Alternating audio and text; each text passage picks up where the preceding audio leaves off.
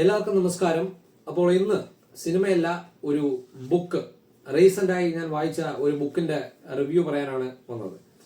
അപ്പോൾ Richard Wiseman എഴുതിയ paranormality, the science of the supernatural എന്നുള്ള ഒരു ബുക്ക് ഞാൻ റീസെന്റായി വായിച്ചു.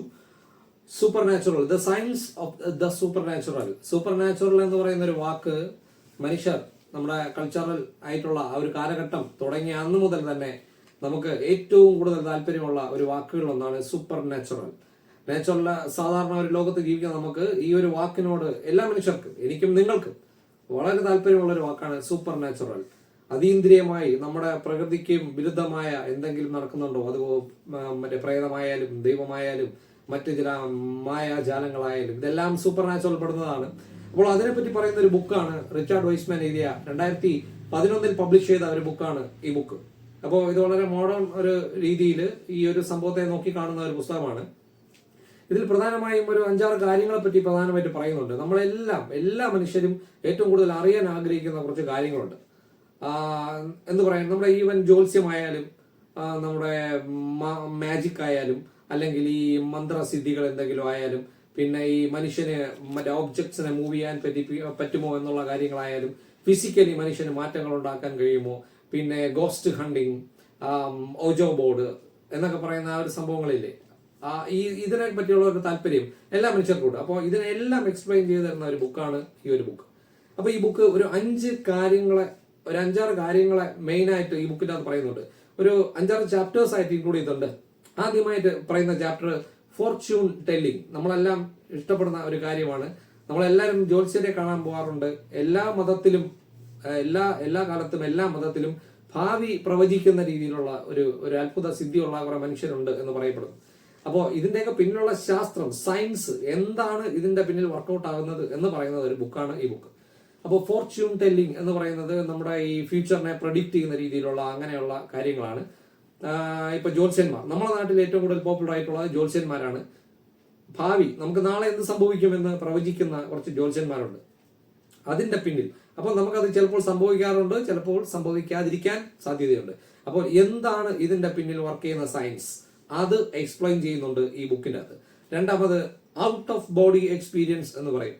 അത് പരകായ പ്രവേശം എന്നൊക്കെ നമ്മൾ പറയാറുണ്ട്. നമ്മുടെ ശരീരത്തിൽ നിന്നും നമ്മൾ ആത്മാവ് വേറിട്ട് മറ്റൊരു സ്ഥലത്തെത്തുക, ആ സ്ഥലം കാണുക, അല്ലെങ്കിൽ ഈ ശരീരത്തിൽ നിന്നും ആത്മാവ് വേറിട്ട് മറ്റൊരു സ്ഥലത്തേക്ക് പോവുക, ഇങ്ങനെയൊക്കെയുള്ള വളരെ ഇൻട്രസ്റ്റിംഗ് ആയിട്ടുള്ള ഒരു കാര്യമുണ്ട്. അതാണ് ഔട്ട് ഓഫ് ബോഡി എക്സ്പീരിയൻസ് എന്ന് പറയുന്നത്. അതിന്റെ പിന്നിലുള്ള ശാസ്ത്രം, സത്യം എന്താണ് എന്നും ഈ പുസ്തകത്തിൽ പറയുന്നുണ്ട്. മൂന്നാമത് മൈൻഡ് ഓവർ മാറ്റർ എന്ന് പറയുന്ന ഒരു കാര്യം. Mind over matter. ഈ ലോകത്ത് ഫിസിക്കൽ ജീവനില്ലാത്ത വസ്തുക്കൾ ഒരുപാടുണ്ട്. ജീവനില്ലാത്ത ഈ പുസ്തകം പോലും ജീവനില്ലാത്ത ഒരു സംഭവമാണ്. നമ്മളെല്ലാം ശരീരത്തിലും ജീവനില്ലാത്ത വസ്തുക്കളുണ്ട്. പക്ഷേ ഇതിനെല്ലാം നമുക്ക് നമ്മുടെ മനസ്സിന്റെ പവർ കൊണ്ട് കൺട്രോൾ ചെയ്യാൻ പറ്റുമോ? നമ്മുടെ യോദ്ധ സിനിമയിൽ ആ കൊച്ചു പയ്യൻ കാണിക്കുന്നു, ഗ്ലാസിനെ ഇങ്ങനെ നോക്കി മൂവ് ചെയ്യുന്നു, പിന്നെ തറയിൽ നിന്നും ഉയരുക, അല്ലെങ്കിൽ മറ്റ് ചില വസ്തുക്കളെ ചലിപ്പിക്കുക, എന്തെങ്കിലും മായാജാലത്തിലൂടെ ഓബ്ജക്ട്സിനെ മൂവ് ചെയ്യിപ്പിക്കുക. അങ്ങനെയുള്ള ഒരു സയൻസ് അത് ചില ആളുകൾക്ക് പറ്റും എന്ന് പറയുന്നുണ്ട്. അത് മനുഷ്യന്റെ ഒരു മായാസിദ്ധിയായി പറയുന്നുണ്ട്. അതിന്റെ പിന്നിൽ ഉള്ള സത്യം എന്താണ് എന്നുള്ളതാണ് ഈ പുസ്തകത്തിനകത്തുള്ളത്. പിന്നെ അടുത്ത് പറയുന്നത് ടോക്കിംഗ് വിത്ത് ദ ഡെഡ്, അതായത് മരിച്ചവരുമായി സംസാരിക്കുക. അതിനാണ് നമ്മൾ ഈ വീജ ബോർഡ്, നമ്മളൊക്കെ പൊതുവെ അതിനെ ഓജോ ബോർഡ് എന്ന് പറയാറുണ്ട്. പൊതുവെ തന്നെ പറയാറുള്ളത് വീജ ബോർഡ് എന്നാണ് പറയാറുള്ളത്. ഓജോ ബോർഡ് ആയാലും മറ്റേ വേറെ എന്തെങ്കിലും യന്ത്രങ്ങൾ, പലതരത്തിലുള്ള സാധനങ്ങളുണ്ട്.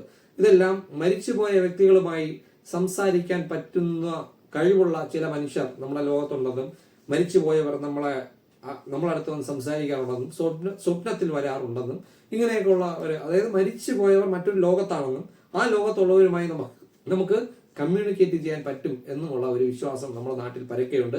അതൊരു പ്രധാന സംഭവമാണ്. എല്ലാവരും ഇൻട്രസ്റ്റ് ആയിട്ട് കാണുന്ന ഒരു പരിപാടിയാണ്. മരിച്ചവരെ കാണാൻ പറ്റുമോ, മരിച്ചവരുമായി സംസാരിക്കാൻ പറ്റുമോ, ഇങ്ങനെയൊക്കെയുള്ള കാര്യങ്ങൾ അതും ഈ പുസ്തകത്തിൽ പറയുന്നുണ്ട്. അത് മറ്റൊരു എപ്പിസോഡാണ്. അടുത്ത ഗോസ്റ്റ് ഹണ്ടിങ്, പ്രേതങ്ങളെ വേട്ടയാടുക, മരിച്ചവരെ വേട്ടയാടുക, ഈ ബാധ ഒഴിപ്പിക്കുക മരിച്ച സ്ഥലങ്ങളിൽ നിന്നും. അത് പൊതുവെ നമ്മളെ ഇന്റർനാഷണൽ സിനിമകളിലൊക്കെ കാണുന്നതാണ്. നമ്മളെ ഈ ഹോളിവുഡ് ഫിലിംസിലൊക്കെ ഏറ്റവും കൂടുതൽ ഈ ബാധ ഒഴിപ്പിക്കുന്ന പരിപാടി നമ്മൾ എവിടെയാണെങ്കിലും ഈ മന്ത്രവാദ കളത്തിലിരുത്തി ഇങ്ങനെ ചെയ്യുന്ന ആകാശഗംഗ പോലുള്ള സിനിമകളിലൊക്കെ നമ്മൾ കാണാറുണ്ട്. വിദേശത്താണെങ്കിൽ അത് മറ്റൊരു രീതിയാണ്, കുരിശു വെച്ചിട്ടുള്ള പരിപാടിയാണ്. അപ്പോൾ ഇതിന്റെ പിന്നിലുള്ള സത്യം എന്താണ്? ഗോസ്റ്റ് ഹണ്ടിങ്ങിലൂടെ അത് എങ്ങനെയാണ് ഗോസ്റ്റ് ഉണ്ടോ, അതിനെ എങ്ങനെ ഹണ്ട് ചെയ്യും, അങ്ങനെയുള്ള കാര്യങ്ങൾ പറയുന്നുണ്ട്. ഗോസ്റ്റ് ഹണ്ടിങ് വളരെ ഇൻട്രസ്റ്റിംഗ് ആയിട്ടുള്ള ഒരു കാര്യമാണത്. നമ്മളെല്ലാവരും ആഗ്രഹിക്കുന്ന ഒരു കാര്യമാണ്. എന്താണ് ഈ ഗോസ്റ്റ് ഹണ്ടിങ്? പ്രേതങ്ങളെ വേട്ടയാടാൻ കഴിയുന്ന പരിപാടി. മരിച്ചു കഴിഞ്ഞ് നമ്മൾ മറ്റൊരു ലോകത്തേക്ക് പോവുകയും ആ ലോകത്തുള്ള ആളുകളെ നമ്മൾ ശല്യം ചെയ്യുകയും വരുമ്പോൾ അവരെ ഒന്ന് ഹണ്ട് ചെയ്യുക എന്നുള്ള പരിപാടി. ഇതിന്റെയൊക്കെ പിന്നിലുള്ള ശാസ്ത്രമാണ് ഈ പുസ്തകത്തിനകത്തുള്ളത്. ഇതെല്ലാം വായിച്ചു കഴിയുമ്പോൾ നമുക്ക് ഒരു കാര്യം മനസ്സിലാവും. മുൻപേ നമുക്കറിയാം, എനിക്ക് ഇൻട്രസ്റ്റ് ഉള്ള വിഷയമായതുകൊണ്ട് ഞാൻ സംസാരിച്ചു. പലതും എനിക്ക് അറിയാവുന്ന കാര്യമായിരുന്നു, പക്ഷെ കുറച്ച് നന്നായിട്ട് പറഞ്ഞിട്ടുണ്ട് ഇതിൻ്റെ അകത്ത്. പിന്നെ മൈൻഡ് കൺട്രോൾ, അതായത് ഒരു മനുഷ്യനെ മറ്റൊരു മനുഷ്യനെ മനസ്സ് വെച്ച് നിയന്ത്രിക്കാൻ പറ്റുക എന്നുള്ള പരിപാടി, അത് പരക്കെ എല്ലായിടത്തും സംഭവിക്കുന്ന ഒരു കാര്യമാണ്. നമ്മളെ ഏതെങ്കിലും ഒരാളുടെ ഒരു പ്രസംഗം കാണുമ്പോൾ നമ്മൾ അയാളിലേക്ക് അഡിക്റ്റ് ആവുക. പിന്നെ ഈ പറഞ്ഞ പോലെ ആൾ ദൈവങ്ങളുണ്ടല്ലോ, നമ്മുടെ നാട്ടിൽ നിറഞ്ഞു നിൽക്കുന്ന ആൾ ദൈവങ്ങൾ. നമ്മുടെ നാട്ടിൽ മാത്രമല്ല, എല്ലാ നാട്ടിലും ആൾ ദൈവങ്ങളുണ്ട്. എൻ്റെ ഉള്ളിൽ ദൈവമുണ്ടെന്നും എനിക്കൊരു ദൈവിക ശക്തി ഉണ്ടെന്നും എന്ന് പറഞ്ഞ് നിൽക്കുന്ന കുറച്ച് വ്യക്തികളുണ്ട്. അവർക്ക് കുറെ ആശ്രിതരുണ്ടായിരിക്കും. അവരെ കീഴിൽ ഒരുപാട് ആയിരക്കണക്കിനല്ല, ചിലപ്പോൾ ലക്ഷക്കണക്കിന് ആളുകൾ ഉണ്ടായിരിക്കാം. ഫാൻസ്. ഈ മനുഷ്യനിൽ അവരുടെ കഴിവ് കണ്ടിട്ടല്ല, അവരുടെ ഉള്ളിൽ എന്തോ ഒരു മന്ത്രസിദ്ധി ഉണ്ട് എന്ന് കരുതുന്ന കുറച്ച് ഫാൻസ് നമുക്കുണ്ട്. അവർ എങ്ങനെയാണ് ഈ ആളുകളെ കൺട്രോൾ ചെയ്ത് അവരെ പരിധിക്ക് എത്തിക്കുന്നത്? ഇത് ദൈവവുമായിട്ടൊന്നും ഇതിന് യാതൊരു ബന്ധവുമില്ല. അതിന്റെയൊക്കെ പിന്നിൽ എന്താണ്? പിന്നെ പ്രൊഫസി എന്ന് പറയുന്ന ഏറ്റവും ലാസ്റ്റ് സബ്ജക്ട്, പ്രഡിക്ഷൻ. നേരത്തെ പറഞ്ഞ ജോത്സ്യൻ പറഞ്ഞ പോലെ തന്നെ എന്തെങ്കിലും ഇത്രാം വർഷം ഇപ്പോൾ ലോകം അവസാനിക്കും, പിന്നെ വേറെന്തെങ്കിലും സംഭവിക്കും എന്ന് പറയുന്ന പ്രൊഫസി എന്ന് പറയുന്ന സംഭവം, പ്രവചനം. ഇതിന്റെ പിന്നിലെ ശാസ്ത്രം. ഇങ്ങനെയുള്ള പല പല കാര്യങ്ങളാണ് ഞാനീ പറഞ്ഞ ഈ കാര്യങ്ങളാണ് ഈ പുസ്തകത്തിനകത്ത് ചർച്ച ചെയ്യുന്നത്. ഇതിനകത്ത് പറഞ്ഞിരിക്കുന്ന കാര്യങ്ങൾ വായിച്ചു കഴിഞ്ഞാൽ നമുക്ക് ഇതിന്റെ എല്ലാം പിന്നിൽ വർക്ക്ഔട്ട് ആകുന്ന കാര്യം എന്താണ് എന്ന് മനസ്സിലാവും. The science of the super natural. ഇതിന്റെ പിന്നിൽ എല്ലാം വർക്ക് ചെയ്യുന്നത് വെറും ശാസ്ത്രം മാത്രമാണ്. അതീന്ദ്രിയമായ ഇവിടെ ഒന്നുമില്ല. ഒരു സാധാരണ ലോകത്ത് ഇതൊക്കെ, അത് ഈവൻ മാജിക് പോലും അതിനകത്ത് പറയുന്നുണ്ട്. ഒരു മാജിക് ഷോയിൽ എങ്ങനെയാണ് നമ്മളെ മൈൻഡിനെ അവർ പറ്റിക്കുന്നത് എന്നുള്ള ഒരു കാര്യം അതും പറയുന്നുണ്ട്. അപ്പൊ ഇതെല്ലാം കൂട്ടിക്കുറിച്ച് നോക്കിയാൽ ഈ പുസ്തകം വളരെ വളരെ വിശ്വാസികൾക്ക് തുടക്കത്തിൽ തന്നെ റിജക്ട് ചെയ്യാൻ പറ്റുന്ന രീതിയിലുള്ള ഒരു പുസ്തകമാണ്. ഇതൊന്നും മനസ്സുകൊണ്ട് പോലും, ഒന്നാമത്തെ ചാപ്റ്റർ പോലും മനസ്സുകൊണ്ട് ഉൾക്കൊള്ളാൻ പറ്റാത്ത കുറച്ച് കാര്യങ്ങളാണ് ഈ പുസ്തകത്തിനകത്തുള്ളത്. ഇതെല്ലാം അങ്ങനെയാണ് എന്ന് വിശ്വസിക്കാൻ കഴിയുന്നവർക്ക് പറഞ്ഞിട്ടുള്ള പുസ്തകമല്ല, പക്ഷേ ഇതിന്റെ പിന്നിലെല്ലാം എന്താണ് എന്ന് അറിയാൻ ആഗ്രഹമുള്ളവർക്ക് പറഞ്ഞിട്ടുള്ള ഒരു പുസ്തകമാണ്. ഇനി ഇതിന്റെ നെഗറ്റീവ് കാര്യങ്ങൾ പറയാം. ഇതൊരു പുസ്തകം എന്നുള്ള രീതിയിൽ നോക്കിയാൽ എനിക്ക് ഇതിന്റെ റൈറ്റിംഗ് സ്റ്റൈൽ എനിക്ക് തീരെ അങ്ങ് ഇഷ്ടപ്പെട്ടിട്ടില്ല. റിച്ചാർഡ് വൈസ്മാൻ എന്ന് പറയുന്ന വ്യക്തിക്ക് ഒരു റൈറ്റിംഗ് സ്കിൽ എന്ന് പറയുന്ന സംഭവമില്ല.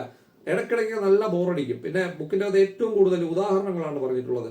ഓരോ നാട്ടിൽ ഇതുപോലെ നടന്നിട്ടുള്ള സംഭവങ്ങളും അതിന്റെ പിന്നിൽ പ്രവർത്തിച്ച കാര്യങ്ങളും അല്ലാതെ ഇതിന്റെ പിന്നിലുള്ള ആ ഒരു ഡെഫിനിഷൻ, ഞാൻ ഏറ്റവും കൂടുതൽ ആഗ്രഹിച്ചത് ആ ഡെഫിനിഷൻ കേൾക്കാനാണ്.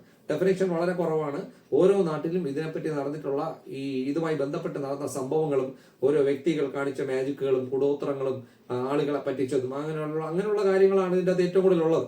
പക്ഷേ ഇതിന്റെ പിന്നിലുള്ള ശാസ്ത്രം ഞാൻ കൂടുതൽ വായിക്കാൻ ആഗ്രഹിച്ചു. അത് ഇതിൻ്റെ അകത്ത് വളരെ കുറവായിരുന്നു. പിന്നെ റൈറ്റിംഗ് ലാംഗ്വേജ് ഇടയ്ക്കൊക്കെ നല്ല രീതിയിൽ ബോറടിപ്പിക്കുന്നു. നമ്മളെ ഇങ്ങനെ ഒരു പുസ്തകം എന്ന് പറയുമ്പോൾ അല്ലെങ്കിൽ ഒരു എഴുത്ത് എന്ന് പറയുമ്പോൾ നമ്മളെ അത് കഥയായാലും ശരി, ഫിക്ഷൻ ആയാലും നോൺ ഫിക്ഷൻ ആയാലും നമ്മളെ വായിക്കുന്ന രീതിയിൽ അങ്ങ് കൊണ്ടുപോകണം. തുടക്കത്തിൽ മുതൽ അവസാനം വരെ നമ്മളിങ്ങനെ കൊണ്ടുപോകാനുള്ള ഒരു പവർ ആ ലാംഗ്വേജിന് വേണം. അങ്ങനെ നോക്കിക്കഴിഞ്ഞാൽ ഈ പുസ്തകം വളരെ താഴോട്ടാണ്. ഇതിൻ്റെ അകത്തുള്ള കാര്യങ്ങൾ മനസ്സിലാക്കാം, അത് മനസ്സിലാക്കാനുള്ള മനസ്സും കൂടെ നമുക്ക് വേണം. എങ്കിൽ ഇത് വലിയൊരു മുതൽക്കൂട്ടാണ്.